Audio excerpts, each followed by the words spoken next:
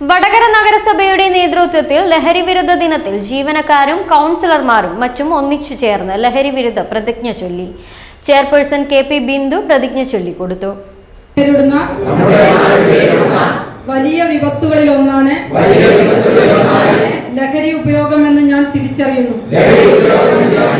വ്യക്തിയുടെ ആരോഗ്യവും കുടുംബങ്ങളുടെ സന്തോഷവും ഇല്ലാതാക്കുന്ന ലഹരി എന്ന വിപത്തിനെതിരായ പോരാട്ടം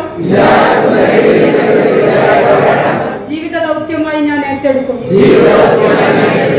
ലഹരിക്ക് ഇരയായി പോയവരും അവരുടെ കുടുംബങ്ങളും അനുഭവിക്കുന്ന ദുരിതങ്ങളെ ഞാൻ ഉൾക്കൊള്ളുന്നു.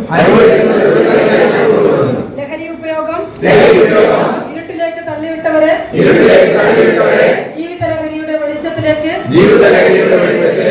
തിരികെ കൊണ്ടുവരാൻ ഞാൻ പരിശ്രമിക്കും. നാടിന്റെ കർമ്മശേഷിയെ എടുത്തിക്കളയുന്ന ലഹരിയുടെ വ്യാപനത്തിനെതിരെ ഒറ്റക്കെട്ടായി ധീരമായി നമുക്ക് മുന്നേറാം. ഇതിനായി സർക്കാരിന്റെ നേതൃത്വത്തിൽ നടക്കുന്ന